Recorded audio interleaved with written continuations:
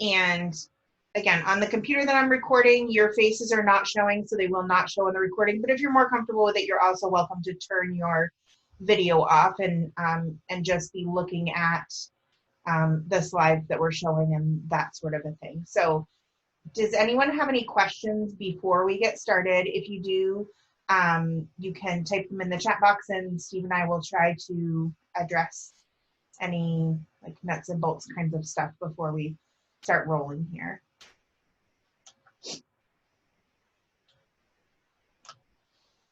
So the goal for this whole module, this whole positive discipline practices and techniques module, is to increase parents' abilities to discipline children in positive, nurturing ways. We spent a lot of time last week talking about what is nurturing. And we had a small discussion about discipline and nurturing, because I think for a lot of folks, those two things seem completely opposite. And in reality, they're really not. I think when we break it down, most people would agree that nurturing our kids means taking care of them and guiding them so that they can make the right choices and become strong, independent individuals.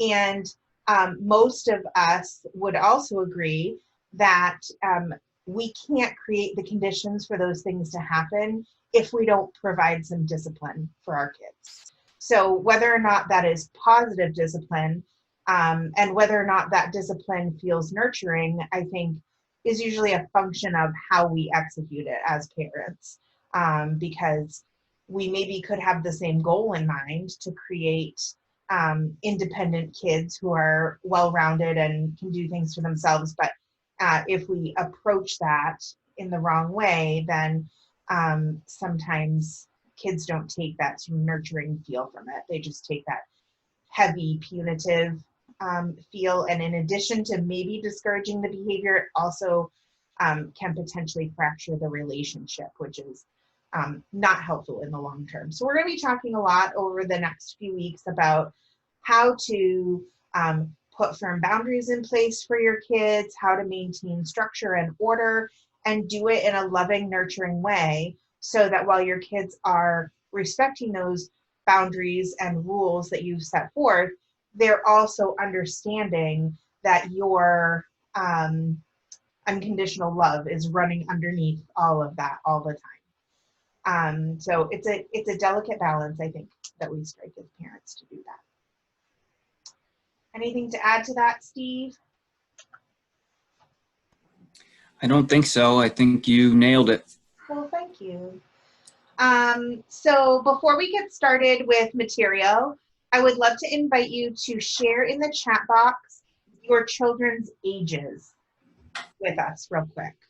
As I said last week, if Steve and I have an idea of how old your kids are, it helps us sort of tailor the examples we're giving and that sort of thing.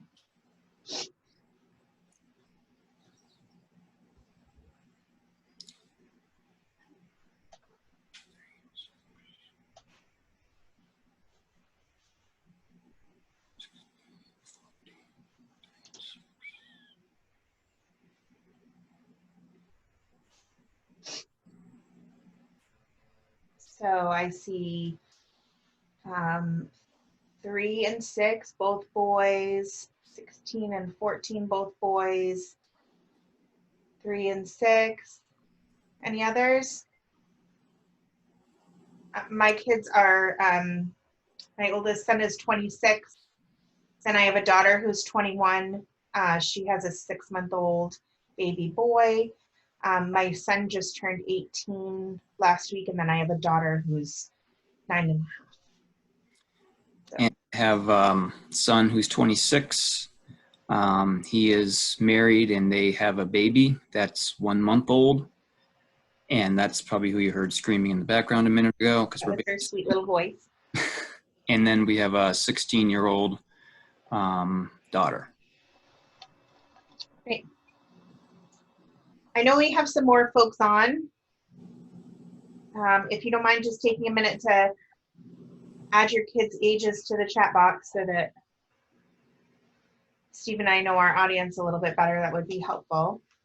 And while we're waiting on that, I will put in a plug for those of you that have teenagers or even preteens. I will be facilitating an active parenting of teens course starting next week. Trish will be sending that information out. So that's a great curriculum to try to help navigate those pre and teen years, which can be challenging. So absolutely, it's a great class. If anyone is interested in receiving information on other classes that we teach, like active parenting of teens, and we have a variety of other stuff, please feel free to put your email address in the chat box, and I can add you to my mailing list. You may already be on my mailing list. That could be how you received this notification in the first place, but if you don't regularly receive emails from me and you want to be on that list, feel free to put your email information in the chat box and I will add you. All right, so moving on from there.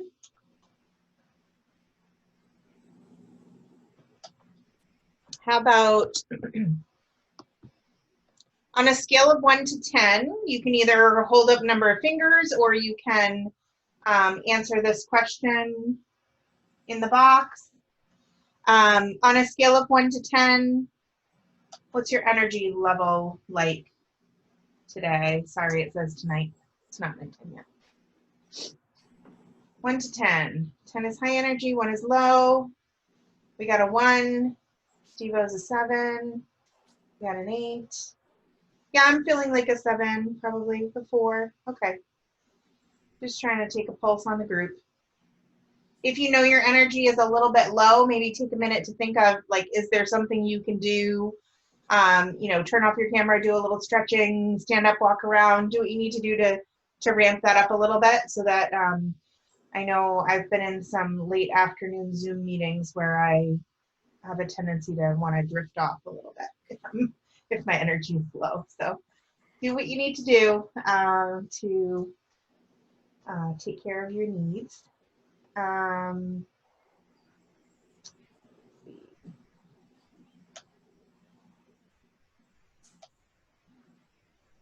right, so Steve, I think you're up.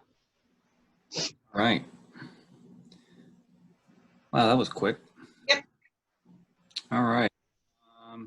So I'm going to have you guys use the chat box again and throw in some ideas of what you think discipline is. So what is discipline? What words come to mind when you hear the word discipline? Yeah.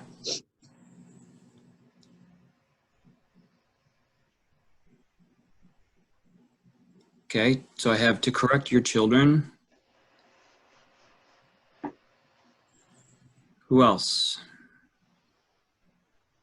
This is a great way to get your energy level up. Teach right from wrong, guiding children to make right decisions. Yeah, awesome. Yeah, so correction, teaching, guiding, those nailed it actually. Yeah. That's perfect. Discipline actually tends to have a negative context in our culture, but in reality, discipline really is meant as a positive thing. So the word discipline comes from the Latin discipulus, which a lot of you may know as disciple. We get our word disciple from that. So it really means to teach and to guide. That's what discipline is. So when we discipline our children in positive ways, we are teaching them, we're guiding them, and we're giving them positive means of correction. So hopefully they can make mistakes and learn from those mistakes in constructive ways. and do it a little more efficiently or effectively next time. That's the goal with discipline. So what about punishment? If I say punishment, what comes to mind when I say punishment? Any thoughts? So harsh.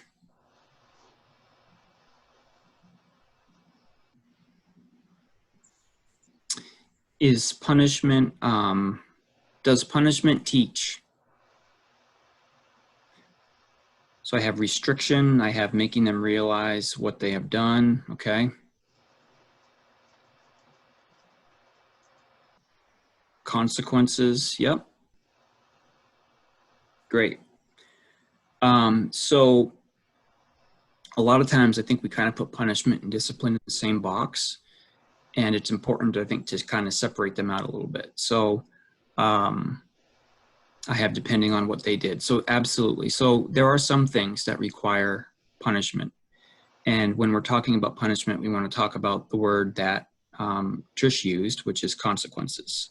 So we're going to get into a little bit more throughout the course of this. We're going to get into some effective ways of providing consequences for our kids. So stay tuned for that. But I'm sure everyone on here that has kids have thrown out some consequences that didn't really work, right? We've all done that. So we'll talk about that as we move through. All right. Can I jump in for 1 second, Steve? Yeah, please. So Please. I just want to go back to this idea that discipline comes from the Latin word that means to teach or to guide. Because I think this idea made a big difference to me in how I approach my kids.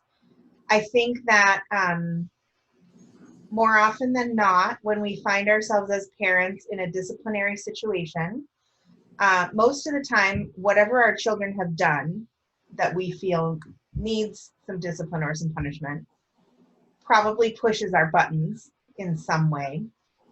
And oftentimes we're reacting from a very emotionally triggered place. You know, my child has made me frustrated, angry, impatient, disappointed, whatever it is in their behavior.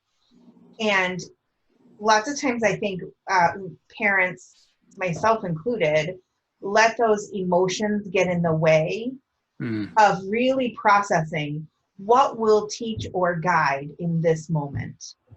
And keeping sight of that is my ultimate goal here. So lots of times when we find ourselves in situations where our kids need some discipline,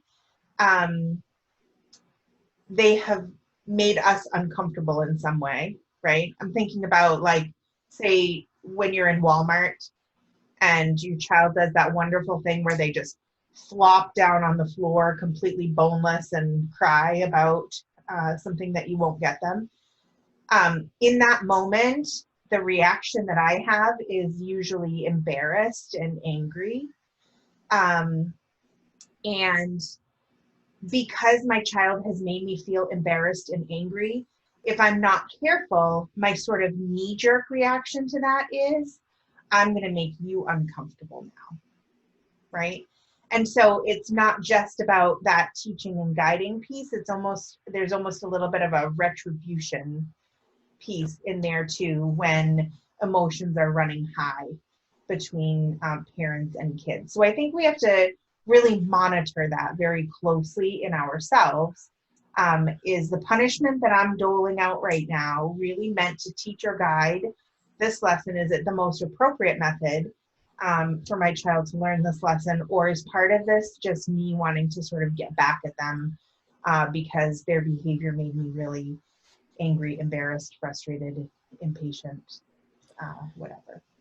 Yeah, absolutely. And if you've taken any of our other classes, you've heard the word or the term self-care, right? So sometimes if we're empty, if we're drained, if we're whatever that looks like, that is not the time for us to be disciplining, because we're probably going to be acting from more of our reptilian brain, the back part of our brain, rather than the frontal part, which is where we have our reasoning skills. So it's really important sometimes that we need to step back and we need to say, okay, you know what? We need to talk further about this, but we're going to do that after we both calm down, and then come back to that. And that does a lot of things. One, it teaches and it models being in control of our emotions, because we're seeing more and more of that in our society where we're not in control of our emotions. We allow that fight or flight mechanism in our brain to kind of overtake us. So it models that when we step back and we say, you know what, I'm upset. So we're going to talk about this after we both calm down. And that takes, sometimes I'm not always good at that, but that takes some work to kind of, get to that place to be able to do that. And it'll make for much more productive communication. So really the key to positive parenting and discipline is really communication. There have been instances where I have been called out by my kids that I was being a little too harsh, right? And so when I'm calm and I'm able to listen to what they're telling me, sometimes I'm like, oh, I am being a little harsh. Or when I'm able to listen to what my wife is telling me, okay, I am being a little harsh. So it gives us the opportunity to be able to step back and communicate those things. Any other thoughts on that, on discipline, what it is, why it's effective? Ready for the next slide?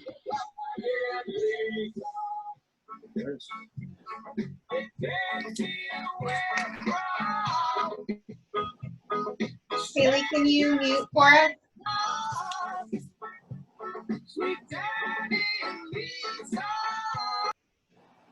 Thanks. All right. So we're going to move on to 4 concepts of discipline and nurturing parenting. So these are 4 basic concepts that are really, I'll use the word requirement, but these 4 concepts make positive discipline easier, more effective, and this is this is a very empathetic approach to discipline. I think that's the other piece. I feel like this module of this curriculum and the empathy module of this curriculum really go hand in hand, because it's really hard to discipline if we're not also being empathetic. It's very hard for me to empathize with my teenage daughter. I've never been a girl. I have been a teenager, but I haven't been a teenager in 2020 when there's a pandemic. None of us have ever experienced that. We're all doing it for the first time. And I've never been a girl. So sometimes it's very difficult for me to empathize with my daughter. And sometimes my wife has to remind me she's a girl, So again, empathy is a critical piece of this, and just trying to do your best to put yourself in their shoes. So the first concept is the time spent together between parent and child has to be quality time in for time out to work.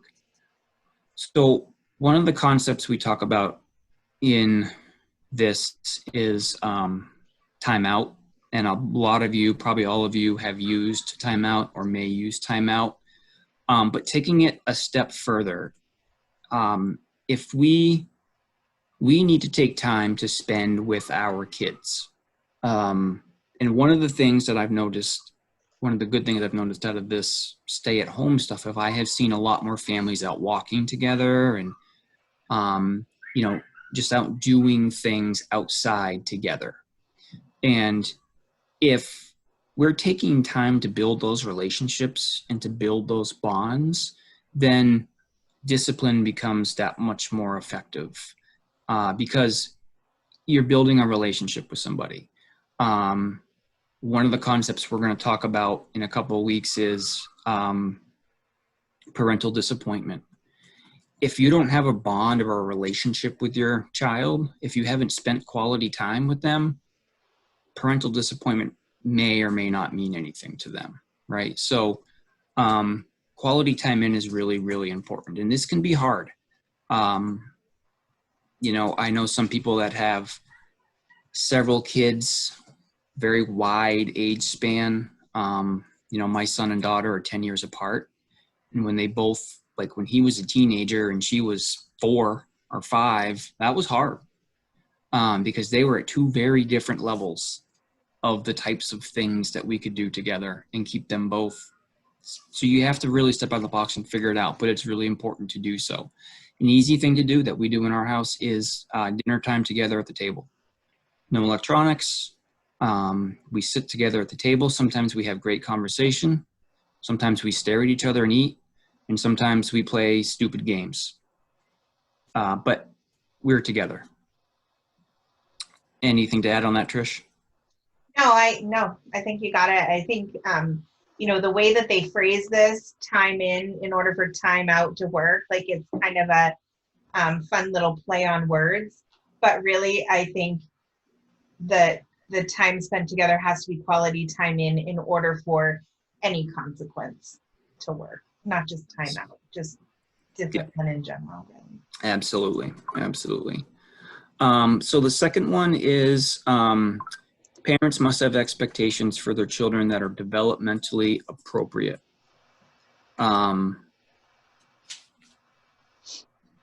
So developmentally appropriate, and I also like to add age appropriate in here.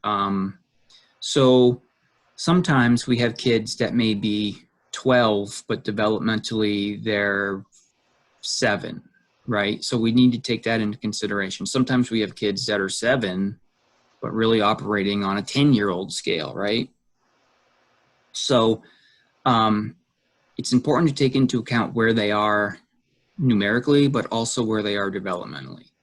And that comment I just got on the chat box was to teach how to really think before doing. So if we're using developmentally appropriate consequences, if you will, or quality time activities, things like that, then that's a great way to help to teach, you know, how to, you know, think and all of this stuff. So developmentally appropriate.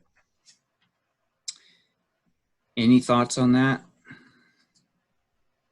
The other thing is if we don't do that, and a lot of times we don't, and it's kind of natural for us, but if we don't, the main thing we do is we create, how many of our kids have said that's not fair?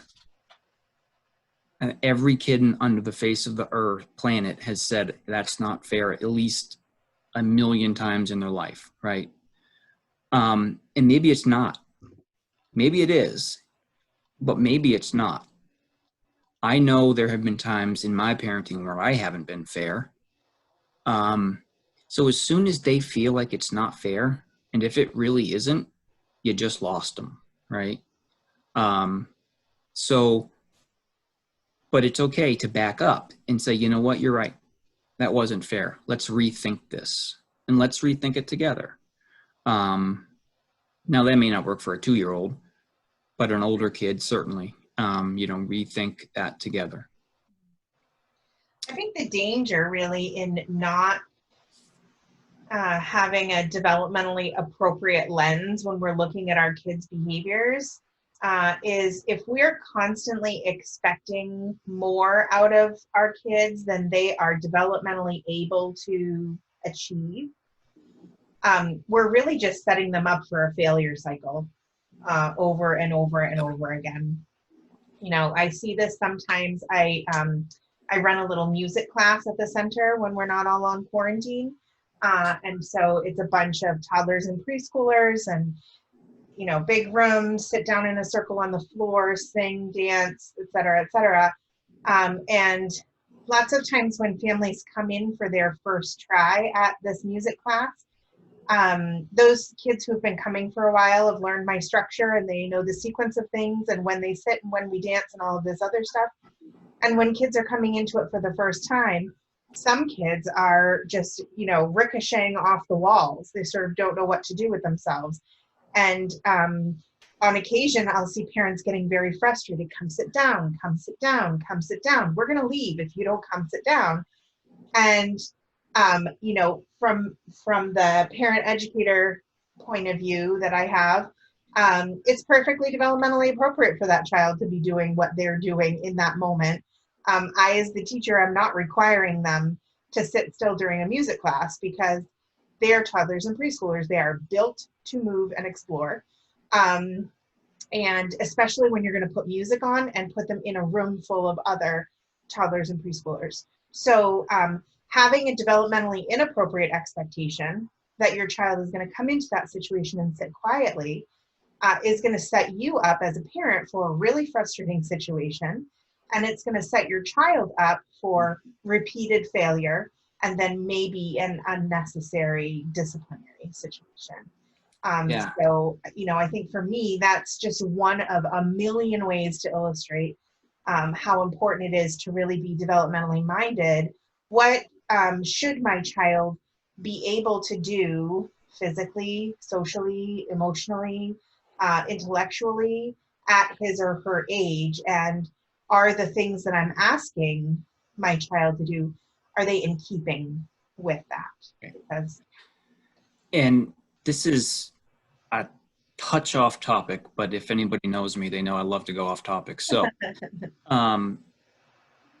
we need to give kids opportunities to fail and be there to teach.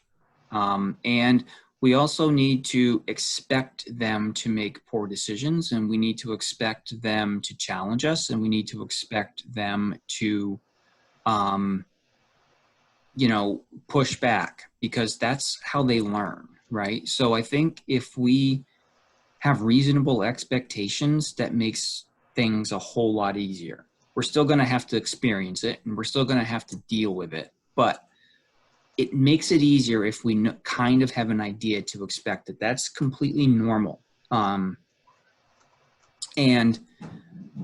we need to be there to give them those opportunities. So, but again, they need to be developmentally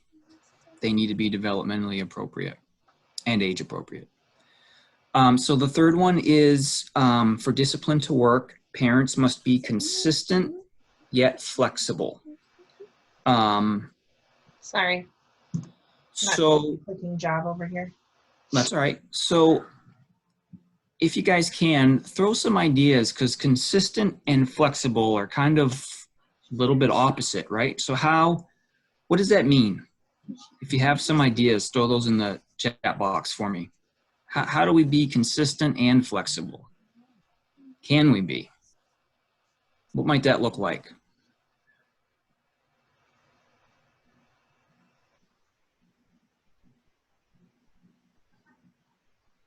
While you're thinking, I'll give you an example. I mentioned earlier that one of our rules, it's actually not even a rule anymore because it's just something we do. That's something else that we'll talk about, but as we set up structure and routines in our home, it just becomes kind of a way of life. It just becomes something that we do. So then it doesn't have to be a rule as such, right? Because kids want to balk against the rules. That's natural. But one of the things we do is we have dinner together at the table. That is a consistent thing. It happens every night. However, on the nights when I might be working late teaching a class, or we've been out in the yard working late or something like that, we might not do that. We might say, okay, tonight we're going to take a break, and to our daughter, you can eat dinner in your room tonight, but tomorrow night we're coming back together. So we're flexible, but she knows to expect on a consistent basis we eat dinner at the table.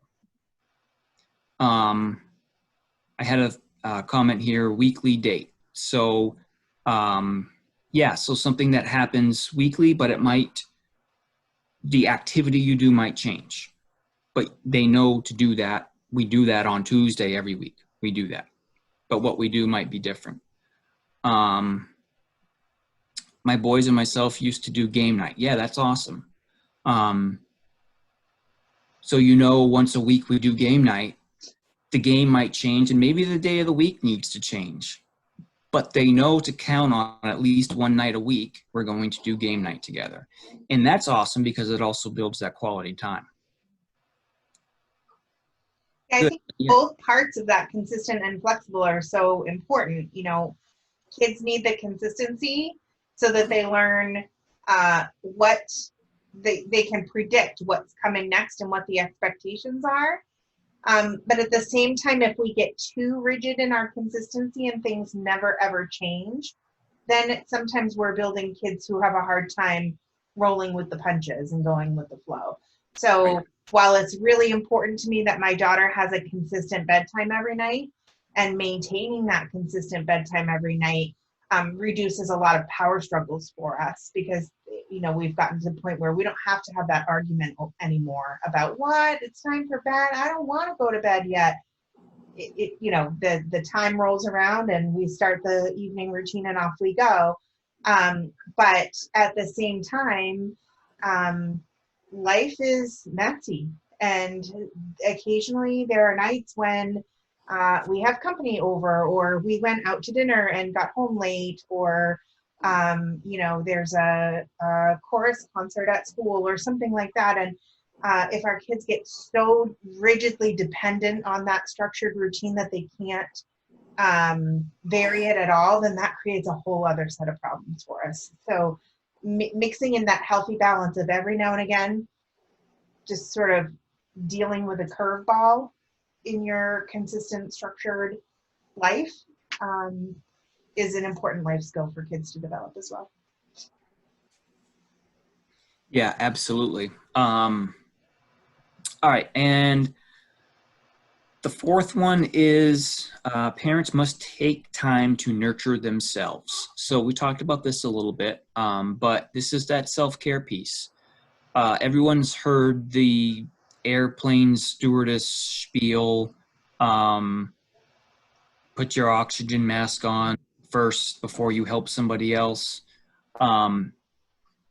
It's true, right? Because if we're dead, I can't help the person next to me.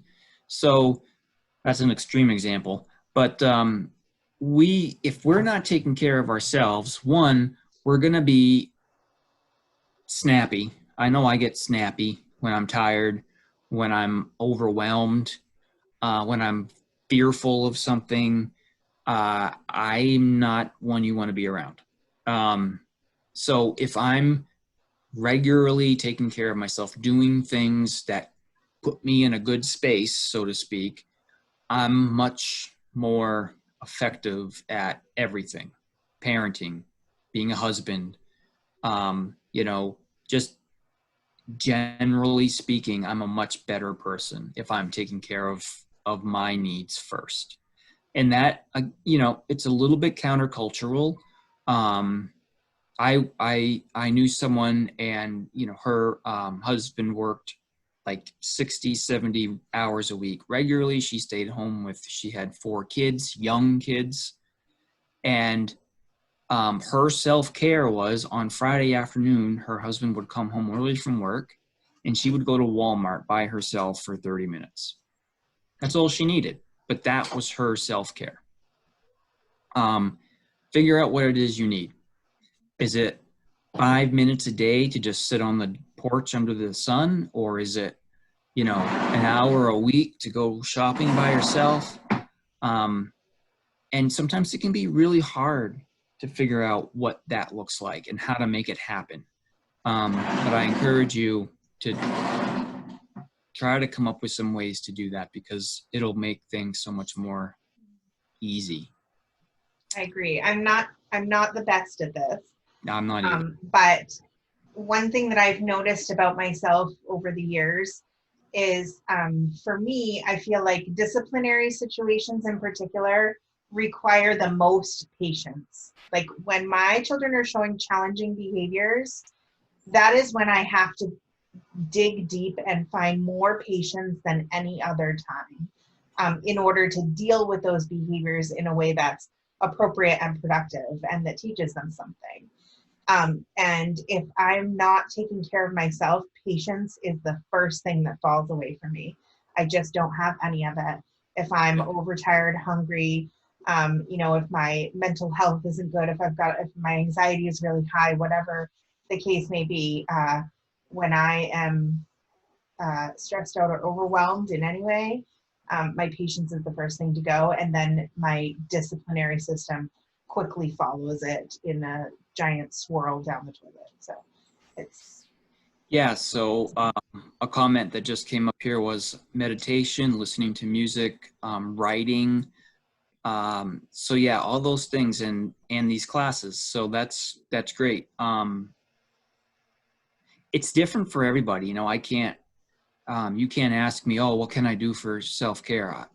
I mean, I can tell you what I do and what works for me. I love mowing grass. I got to mow grass last week for the first time of the season, and it was the best thing ever. Like, I just like mowing grass. But what happens is sometimes if I take on too much and I start to have too much grass to mow, then I start to get overwhelmed with it, right? Because then a lot of my other projects so we have to be careful with our self-care, because sometimes I do that a lot. I'm really bad at that. Like, I love working with my hands. I love splitting firewood, things like that. But if I take on too much, all of a sudden it's not self-care anymore. It's more detrimental because I start overwhelming myself. I'm really bad about that. So we have to be, our self-care techniques just did the opposite of what they were supposed to. I want to make sure we address the last comment that came in too. What about parents that don't have time to stop for themselves? Because I feel like there are a lot of parents who would put themselves in that exact boat. Like, yeah, I hear what you're saying, and wouldn't it be great if I could do that? But my life is too busy and I don't have time for it. And honestly, I have been through periods of my life where I have felt that way as well. I think that one of the things that I've noticed is if you are intentional about getting creative around scheduling yourself some self-care time, you will often find that it makes time in your schedule. So you may find that it actually alleviates some other things or some stressors that maybe are slowing you down and making it hard for you to accomplish other things. And other, I guess, tips that I would have around this would be take a look at your schedule. Just like if we were teaching a budgeting class, we would tell people for 2 weeks, collect every receipt in an envelope. And then after 2 weeks, we'll spread all the receipts out and we'll find out how much, where all of your money is going. And oftentimes when we do that, people say, I had no idea how much money I was spending at Dunkin' Donuts every week. It blows my mind to see the amount of, like, no wonder I can't afford Wi-Fi, because I'm spending so much money on coffee and I could just make my coffee at home. So I think sometimes that finding time for self-care requires that same sort of inventory, but you're not inventorying your receipts, it's your schedule. So write down everything you do in a day for a week or 2 weeks and take a look at it. Is there somewhere that I can make things more efficient, or could I be getting up a little bit earlier, or are there any of these activities that could be combined? If that's not an option, then I also recommend looking for moments of appreciation and gratitude, because I think this can be a huge self-care point for people too. When you start being more mindful of what brings you peace and happiness, you may find that those things are already in your day. You're just not slowing down enough to notice them and appreciate them. So for me, that might be, on the drive from here to the office, putting on my favorite music, opening the windows in the sunroof and singing along with it, but noticing the feeling, that energized feeling that that brings me and being appreciative of it, sort of savoring it really. That's what my self-care is about. And I would have been driving to the office anyway. But if I can use that time to sort of like recharge and refresh and savor the moment, then I can feel, I feel more energized for having done that self-care on the way. Yeah. So you may find that you can just slow down and notice the things that make you feel calm or make you feel complete or energized, and just appreciate those moments more. And that in and of itself may make a difference. Yeah, and I think a great point is kind of our human condition is we get in ruts, right? We get in, we need routines and we need structure, and we get into those routines and structure and we miss what's around us. And, that old expression, take time to stop and smell the roses, right? We walk by those roses every day, and sometimes we may not even notice they're there. I can't tell you how many times I've driven by something, and then one time I drive by, it happened the other day, I don't remember what it was, but I drove by something and I'm like, oh, wow, that's new. And my wife was like, no, that's been there for a month. And I'm like, oh, I've driven by it every day and I didn't even notice it. So to Trisha's point, you probably have those things already in your routine that you're doing. You're just not taking time to capitalize on it. And the other thing that I will say, and this might come out as being a little harsh, but I say it to myself too, because I'm not good at this, but my kids will always say to me, I don't have time. When I ask them to do something, I don't have time. Well, yeah, you do. We can usually find the time. We just have to be cognizant about what we're spending our other time on, right? I spend a lot of time at night after dinner watching TV. I do. That's something that if I had something else I needed to do, there's some time there. I don't need to sit there and watch TV after dinner for 2 or 3 hours. It's time when I could be doing something else if I needed to. So we have to be willing to give up some things, but we can usually find the time.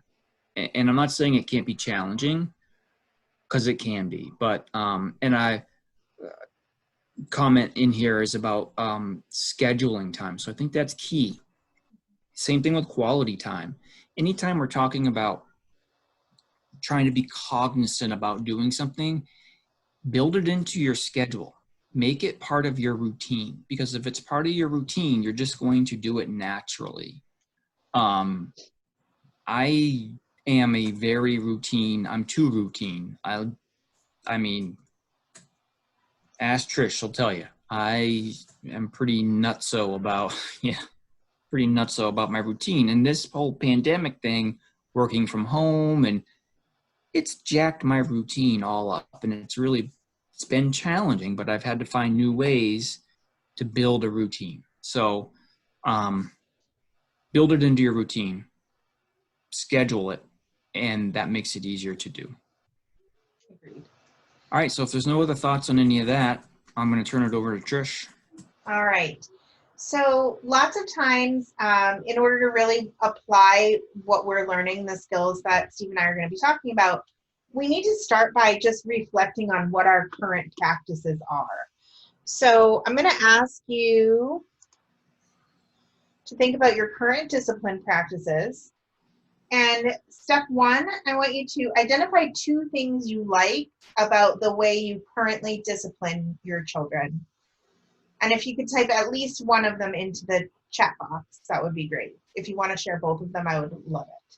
But 2 things that you like about your current disciplinary situation.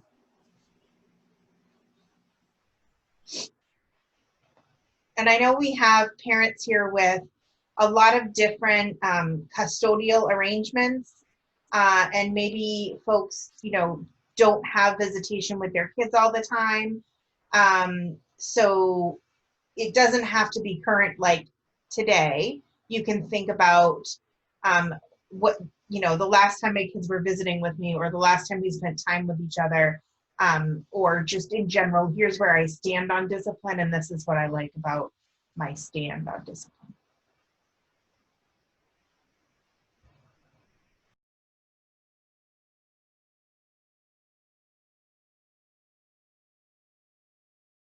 But Trish just mentioned logical consequences, and we're going to go into more of that later on through the series. But it's really important that what we're taking away, the privilege or the physical thing that we're taking away, ties to the behavior. And we'll talk more about that. But because again, we're trying to teach them something, right? So if we're just taking something random away that doesn't necessarily have anything to do with their behavior, we're really not teaching. So just keep that in mind, and we'll dig into that a little deeper as we get through. All right. How about 2 things that you dislike about the way that you currently discipline your kids? And I just saw that last comment pop up about earning it back. Yep. So that, I think, was along with the things that you like about the way that you discipline your kids. If you take something away, then you require them to earn it back. And what do we not like? I don't like that sometimes I yell when I'm upset and my kids are showing challenging behaviors and need to be disciplined. I raise my voice, and I don't always choose my words as carefully as I wish I did. Those would probably be the top 2 things that I would like to change about my disciplinary situation. Who else? It'd be the same. Sometimes I yell, and I know this will come as a shock to you, Trish, but I can be really stubborn. No. Sometimes I don't always listen. Go figure. Well, for me, it's more the when the discipline doesn't work. Yeah. So feeling ineffective is very frustrating. I feel that too. Anybody else? Don't like yelling. Yep. Try to break things down so that they understand them better. It's a good technique. Do we have anything else to add?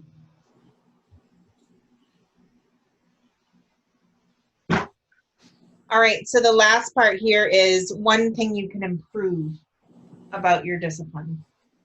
So for me, if I'm thinking about the 2 things that I didn't like, which were, yelling and not choosing my words carefully, I would say the one thing that I can do to improve that for myself is to remember that I can walk away, remember that I can pause and breathe before I open my mouth.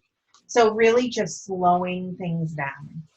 I think that in those moments when things are happening that are frustrating or anger me or trigger my anxiety, it's like everything speeds up, and the exchanges between myself and my children are going really fast. And usually if I am mindful to just slow things down, then I breathe more and I am more effective in the way that I talk to my kids. What else? What's one thing you can do to improve your discipline? Stop and think before you discipline them. Yes. Yeah. Yeah. And Steve touched on this already, but I think, as a tool for parents, one of the best things you can do for yourself and for your kids is to just be humble and say, I can't do this right now. Like, this is not acceptable. There are going to be some consequences for this. I want to take some time to calm down before we talk about those consequences. And it's a great lesson for your kids to learn too. I mean, ideally, your kids aren't making important decisions while they're in a really heightened emotional state. That doesn't tend to work out very well for any of us. So the earlier you can teach them that, to recognize, hey, I'm in a really heightened emotional state. I'm going to pause and take a break before I move on to this next step of telling you what your consequence is. That's a great skill for them to learn. Sometimes I need to pause and take a break before I make the wrong choice.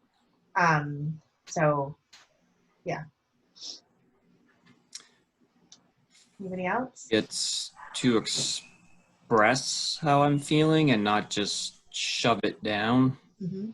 That's because how that, you may wonder how that, well, if that's not about discipline. Well, it is, because what happens is eventually it comes out, and it usually comes out when I'm trying to discipline, and then I use, to coin Trisha's term, I use a bazooka to kill a housefly. Yeah, don't use a bazooka to kill a housefly. So if I'm taking care of the things that are bothering me as they come up, then I'm less apt to overreact to things that I don't need to overreact to. Being honest with your kids, showing them how things work out, not making them feel like situations are their fault when they're out of their control. Yeah, great ideas. Great ideas. All right, so we're going to shift what we're talking about really quickly here, and we're going to start talking about family morals and family values. So family morals form the foundation of discipline. Do you have any ideas about what morals mean? Like, what am I talking about when I talk about morals? Can you type it in the chat box?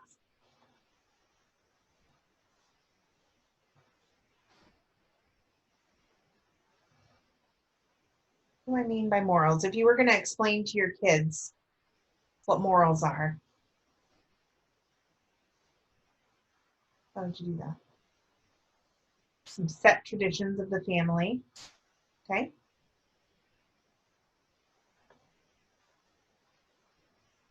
Anything else? Typically, when we talk about, okay, stay true to who you are, self-worth, great, yeah. These are great ideas. So typically when we talk about morals, what we're talking about with kids are sort of the principles that guide them around right and wrong.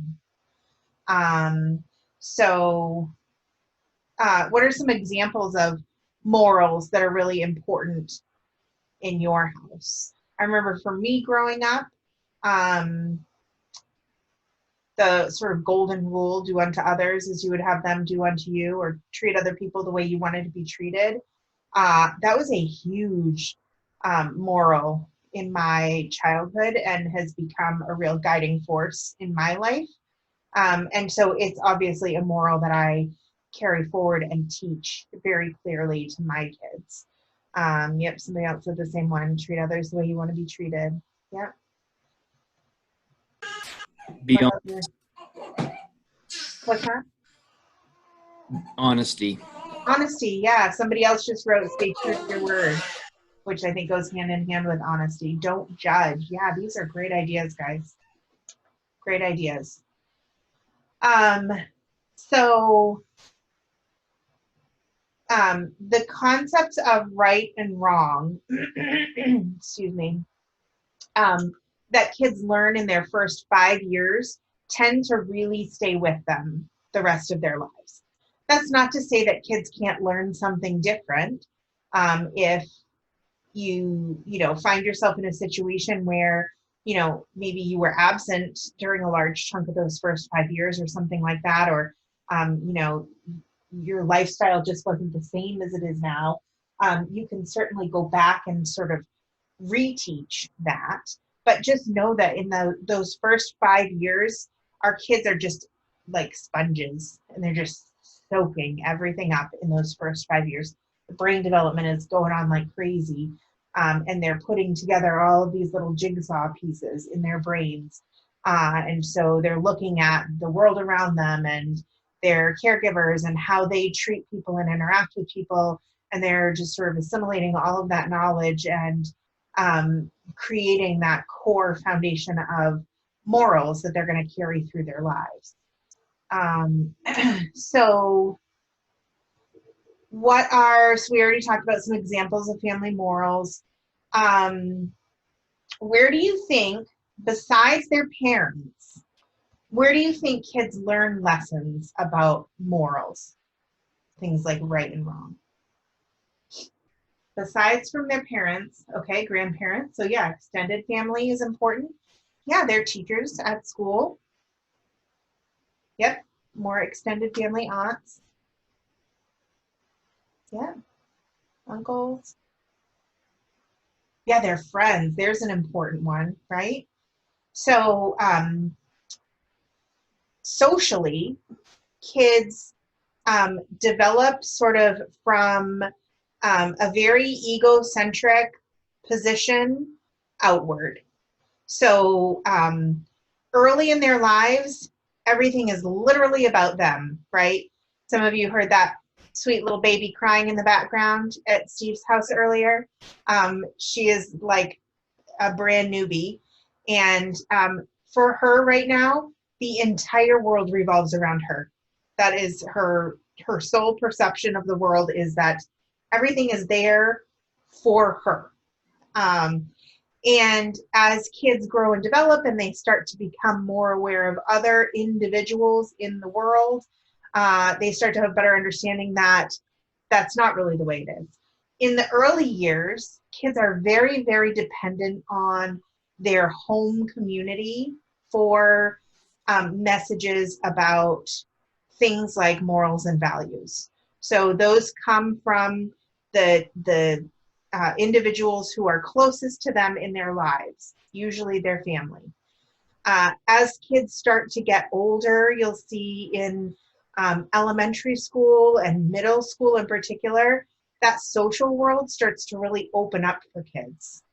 And what their peers think and do and say becomes more and more and more important to kids and their understanding of the world and their beliefs and their morals and things like that. So peer influence as kids get older has a greater and greater and greater impression, until some of us who are parenting teenagers realize that it has almost completely reversed itself. And most teenagers find themselves completely based around their social grouping. And sometimes parents can feel a little left behind in the dust. Like, what, your family's not important anymore? It's not that family's not important anymore. It's perfectly developmentally normal for kids to be turning sort of away from their family group and toward their peer group during those adolescent years. And then those of us who have been fortunate enough to parent kids beyond their teen years often find out that that turn comes back around again. And kids will get to a point in their lives where, again, their peer group is important to them, but their family sort of recenters and takes that place in their life again, where it's a main focal point.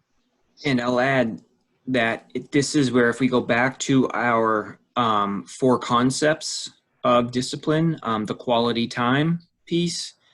So if we build quality time, like I said, dinner time at our house, if we build that in and that becomes a family moral, that becomes a moral, which becomes a value, something of great worth and importance to us,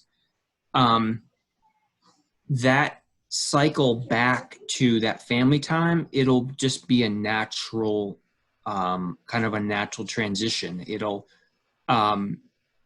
So that's one reason why it's so important to build that quality time piece in. Whatever that looks like for your family, it's different for everybody. Maybe it's morning walks, maybe it's afternoon walks, maybe it's dinner time together. If you build that in, then it becomes a value to us, to our family. I saw one more comment popped up, coaches, and yeah, I agree. For a lot of kids, those extracurricular leaders in their lives can be very important in shaping their morals and values. And so to that point, I think it's really important for parents. It's a very important job for us to be as hands-on as we can be in monitoring who those important people are in our children's lives, and making sure that we are the best filtering tool we can be in terms of whose influence do I want to be heavily present in my child's life, and are there some influences that I don't want on my child's life that I need to do something to screen out of my child's life. So, that's an important job to have as a parent as well. So when family morals are practiced on a regular basis, like Steve was saying, our together time at dinner, for example, and they mean a lot to the family, they become family values. So values are morals that have some worth to them.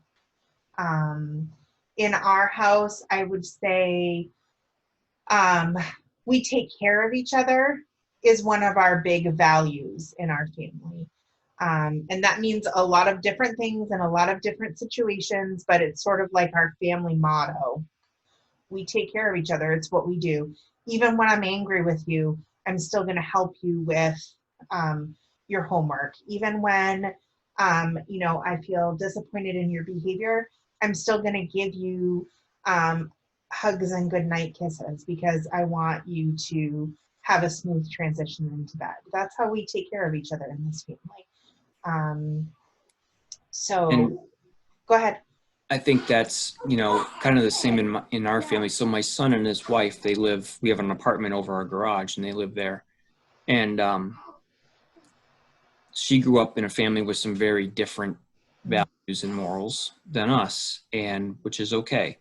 But that kind of the same, we help each other. We do things for each other. And so my son is a lot of times he's out in the yard. He's helping me do stuff. He's helping me with projects. And sometimes she gets a little annoyed. She's like, well, why are you always helping them? Because that's what we do. That's what he tells her. That's what we do, and I didn't teach him. I didn't tell him that's what we do, but that's what he just knows that's what we do because that is we've always taught him that. That's what he's learned from living with you for exactly that many years. He's just learned it. We've modeled it. My wife and I have modeled it for him, right? And so I don't have to necessarily discipline him or my daughter because they just know that's what we do. Now she balks at it a little more because she's a teenager and that's what teenagers do, but that's okay. We teach. We use it as an opportunity to teach. I think, Steve, when you were talking about how, your son and his wife were sort of raised in different homes, that pops up a lot, I think, in parenting in terms of the way I was raised is much different from the way that my husband was raised. So we both bring very different, sometimes different morals and values into a situation. I think for the most part, our core morals and values are very, very similar, if not the same. That's what I feel like makes us a good match. But then there are some things that are important to me where we have totally different points of view. We grew up in entirely different settings and entirely different families. And one of the ones that always pops up when we start talking about morals and values is I grew up in a very non-violent household where people talked about problems and how to solve them. And unfortunately, that was not the case for him. And so we often get into these discussions with our kids when they maybe are struggling with a bully at school. And my morals and values tell me, if you're having a hard time with someone, try to talk to them, try to solve the problem. If you can't solve the problem, go find an adult who can help you, that sort of thing. And his mindset is like, hey, if somebody starts something with you, you defend yourself. You know, we just have very different points of view. And I'm not saying that my point of view is right and his is wrong, but we grew up with two very different sets of core values around putting your hands on someone else.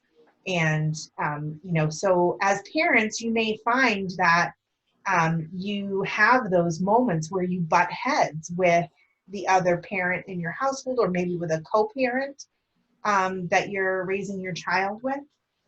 And that can be really challenging. You know, parents may be concerned about giving their kids mixed messages because, you know, at dad's house, this is okay, and at mom's house, that is okay.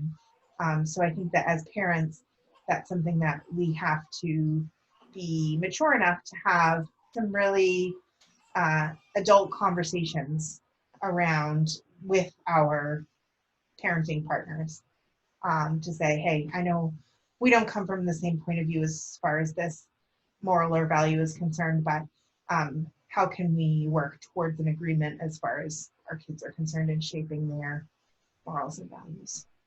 And what I would highly, this is a lot easier said than done, but I would really encourage everyone to, we can find strength in our differences.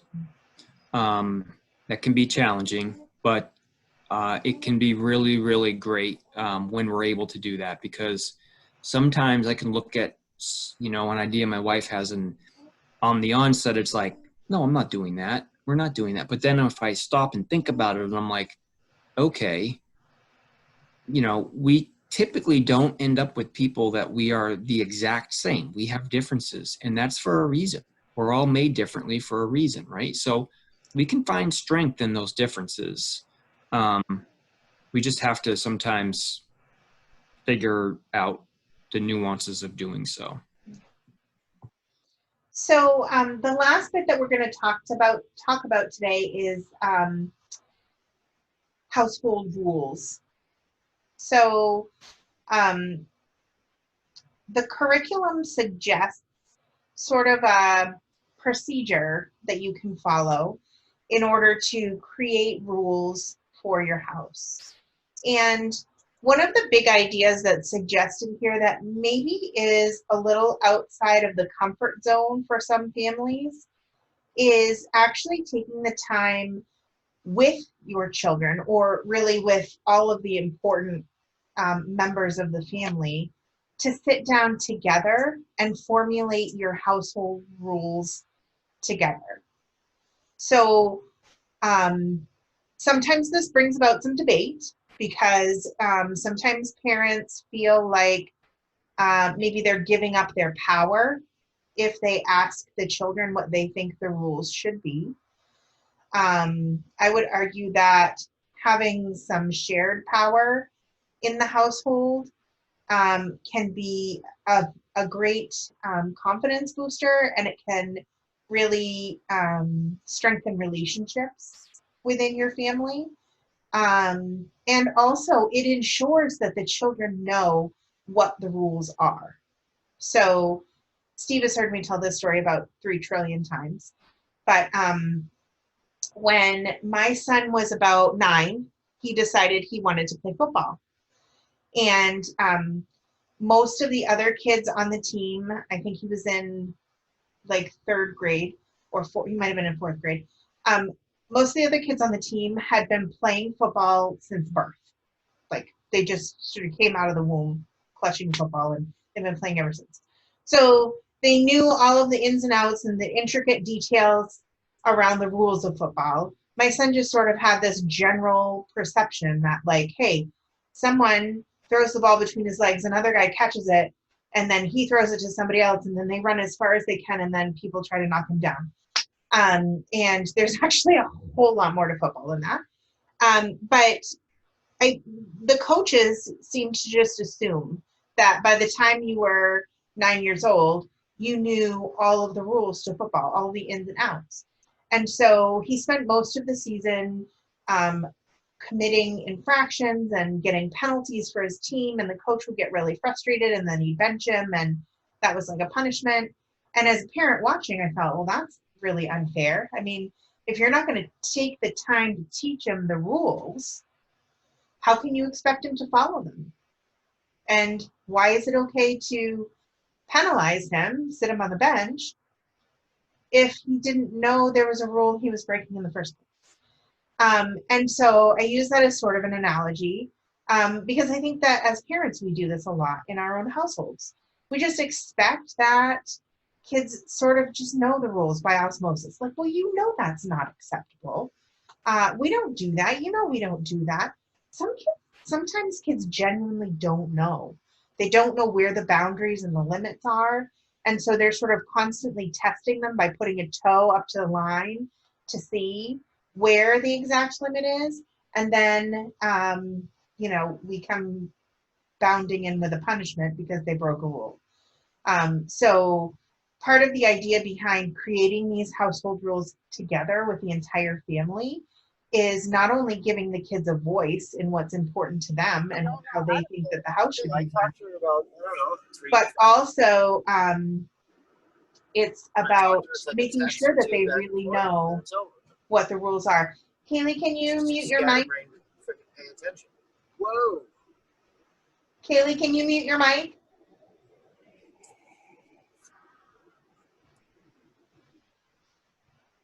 Maybe I can do it. Oh, thank you. So the curriculum gives some guidelines around establishing family rules. So here's eight, I guess, criteria in establishing family rules. So the first one is get everyone to participate. Have all family members sit around a table or whatever that looks like for you. Have young children sit on laps. Have them be present in some form, even if they can't contribute. So that at least they're there, right? And they can kind of see and hear the process. Trish talked a little bit about this, but the more buy-in kids have, especially older kids, the more buy-in they have, the more apt they're going to be to follow the rules, right? Kids' number one reason for power struggles is they feel like they have no control over their life. They need to have some control. So if you're involving them in the development of family rules, then they feel like they have some skin in the game. The second one is share problem behaviors. Encourage everyone to share family behaviors they feel are problems. Talk freely about issues the family has to work on. Avoid blaming statements and fault finding. So this can be challenging, but it's really important. So if there is a problem with fighting, sit everybody down and say, okay, so here's the problem. We have a problem with fighting. And then brainstorm some ways to resolve the issue. You may have to incorporate a talking stick of nature. So we use a salt shaker in our house. If you have that object in your hand, you can talk. If you don't, you can't talk, right? Those are the rules. You may need to do that. We have to do that in our house because we all just want to talk over each other at the same time, and then it becomes something completely unproductive. Do you want to take over, Trish? Do you want me to keep going? Sure, I can. So have a large sheet of paper or a poster board and a magic marker. Draw a line down the center of the paper, and on the top of one column write do's, and on the top of another column write don'ts. This is just one suggestion for how you could format your family rules. What would be some examples of do's and don'ts that you might have on your set of family rules? Can you type an idea or two into the box for me?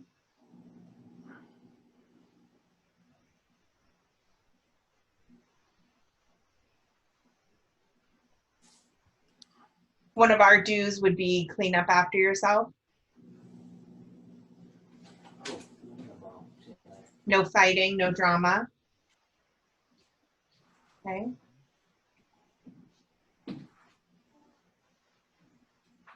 Other ideas? What would one of yours be, Steve? A do or a don't in your house? Help around the house with chores. That's a good one. One of our dues is we respect each other. Okay, excellent.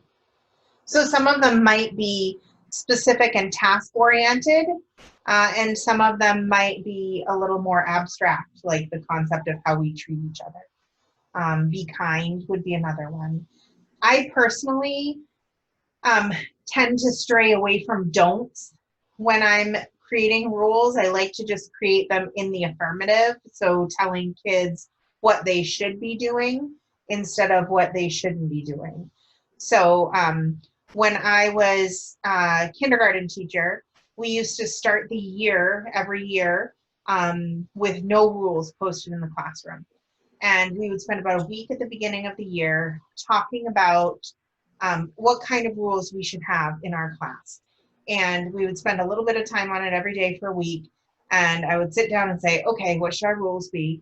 And the kids would shout them out, you know, no hitting, no kicking, no biting, no punching, no stealing other people's lunches, no yelling, whatever. And I would write them all down on chart paper. And after a few days, we would count it up, and there were like 153 rules. And I would say, oh my gosh, I cannot remember 153 rules. My brain is not that big. I cannot remember 153 rules. So, but I was just thinking that no hitting, no kicking, no biting, no pushing, those all sound kind of the same to me. Those are all rules about, not hurting other people. So maybe we could just have one rule that says, keep your hands to yourself, or be safe, or something like that. And we would go through this process where we would condense all the rules down until we had, maybe 5. And then I would say, oh, 5? I mean, I'm pretty sure I can remember 5 rules. You think you remember 5 rules? And then those would become our classroom rules. So this process could go much the same way. Your kids might have some very specific ideas about what shouldn't be done in the house, and you can sometimes go through the process of like condensing it down and flipping it to, okay, so if those are the things we're not doing, what would we be doing instead? What could guide our behavior in a positive way so that we know what we should do in those instances? Does that make sense? So brainstorm a list of rules, have kids be active members in the brainstorming. The goal is for the parents to have the kids come up with some of the rules they would like to see on the family list, and then repeat the process until all of the issues are covered. Keep the rules simple and specific. So be specific in wording your rules. Remember, for every what not to do, there should be a what to do instead, so that you're substituting what you want for what you don't want. So don't just say, no leaving the peanut butter in your bedroom. That's when I used to have to go over with my 26-year-old all the time when he lived here. He would just steal the peanut butter down to his bedroom, and it would never come back upstairs. So I could say no stealing peanut butter, but what I really want is for people to put things back where they found them. So that would be how I would switch that rule to the affirmative. List family rules, maximum of 5 to 7. That's plenty. Keeping a short list of rules will help kids remember them and practice them. Too many rules is too difficult to remember. And again, lots of times you find 5 to 7 is all you really need, because you can group so many things together. That's all about being safe. Those are all about caring for our household, whatever. Let's see. Identify a consequence and a reward for each rule. Next week, we're going to spend a lot of time talking about rewarding children's positive behavior. And the week after that, we're going to talk a lot about punishing children's negative behavior. So those 2 pieces are coming right up. When children choose to misbehave, a punishment must follow. When kids choose to behave by following the rules, a reward must follow. That does not mean, and we'll get into this next week, does not mean you need to pay your kids to follow the rules. It does not mean that they need to get treats or trinkets or toys for following the rules. Sometimes that reward that we're giving them for following the rules is just saying something positive out loud with a smile or a pat on the back, a high five, a fist bump. Hey, nice job. Thank you so much so glad you remembered to bring that peanut butter back. It was right where I needed it to be when I was making lunches early in the morning. When children, let's see, punishments and rewards teach kids that rules have some meaning. So if we say these things are important to us, you know, for example, if we had a rule in our house about keeping your hands to yourself, and then I had two kids who were physically fighting with each other all the time, and I didn't do anything about it, then my rule suddenly has no value, right? So the consequences have to follow. Otherwise, the kids are thinking, what does it matter that we have a rule about this? We break the rule all the time and nothing happens. So, you know, it is what it is. And then hold regular family meetings to review the rules. Rules are not written in concrete. When a behavior is no longer a problem, have a rule dropping party. The rule has now become a family moral or a value. When a new problem comes up, put it on the list of do's and don'ts. So that sort of reminded me of what Steve was talking about at the beginning. He said, it's not even really a rule at my house that we eat dinner together all the time. It's just sort of part of the culture of our home. And I think that's what happens when we're very consistent about naming our expectations and following through with making sure that kids are meeting our expectations. Those things become part of the culture in our house. And then they sort of take on a life of their own, and they don't need to be written on the do's and don'ts anymore because kids have internalized them. And they just know that this is part of, you know, the fabric of my family. This is what we do. Like Steve said, I don't have to tell my son to help with the chores, you know, to be chopping wood and breaking leaves and things like that. He just knows it's what we do because it's part of the culture that he was raised in. And that's what's going to happen from establishing these rules and then following through with them, is that kids will have a deeper understanding of the culture of your home and they will be following them. Make sense? So, just looking to make sure I didn't miss anything. All right, so 2 things here. I would like you to answer this takeaway in the box so that Steve and I have an idea of what made an impact on you today. What is one discipline-related idea or concept you're thinking about as you leave class today? I also want you to make sure that you enter your first and last name in the chat box so that Steve and I can mark your attendance for today. Okay, so 2 things, first and last name in the chat box, and what is one discipline-related idea or concept that this presentation made you think about today?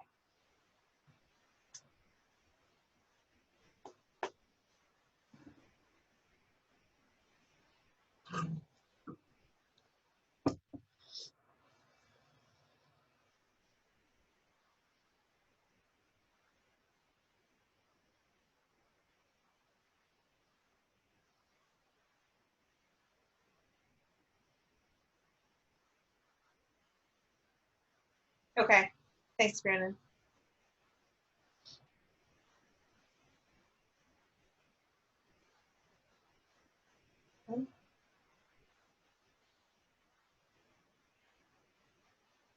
Okay, these are great ideas. So, able to do better with my boys and myself as a whole family.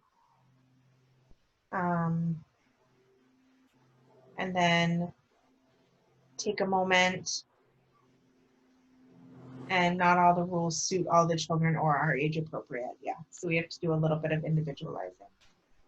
Yeah, I'd like to take a minute just to highlight that because that's really, really important, especially if you have multiple kids in the home. You know, something may work for one and not work for the other, and that's okay. But don't, if it doesn't work, don't keep doing it because you're just frustrating everybody. Yeah, if you could put your first and last name in the chat box so that we can take attendance with it.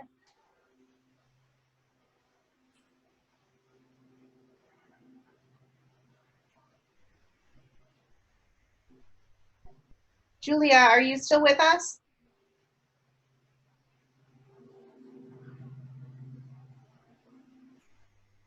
Yes. Thank you.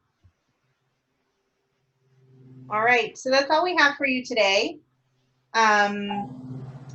Next week we'll meet at the same time, same Zoom link. So 2 o'clock on Tuesday. And next week's topic is going to be about rewarding children's behavior. So we'll start to talk about positive consequences for positive behaviors. And I think this is one of the most valuable lessons probably in this 6-week series.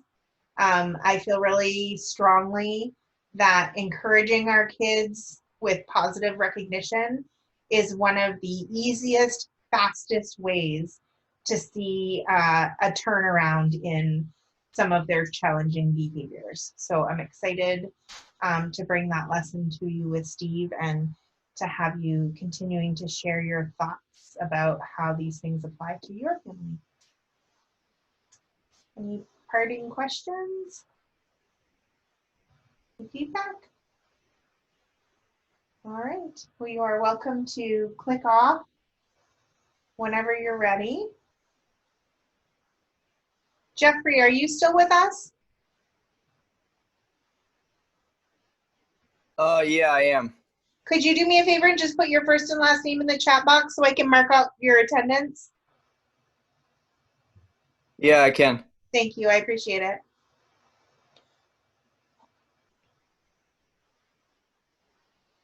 Steve, do you have paper and a pen to write down the attendance for me? I remembered paper this time, but I still didn't bring anything to write with.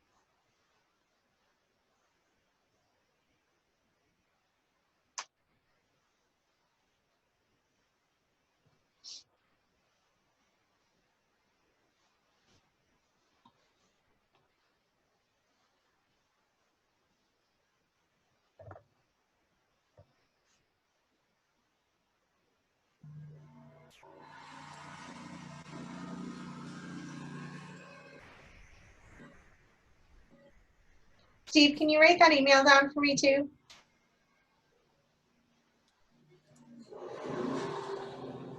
Yeah, I will. Thank you.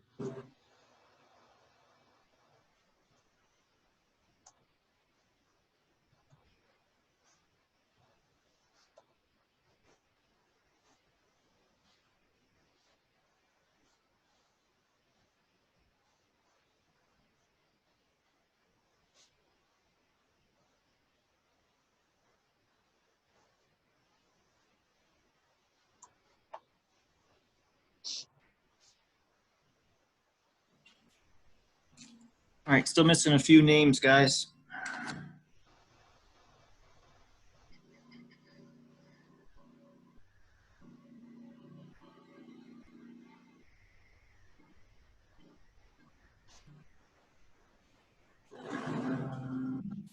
Is it safe to take off?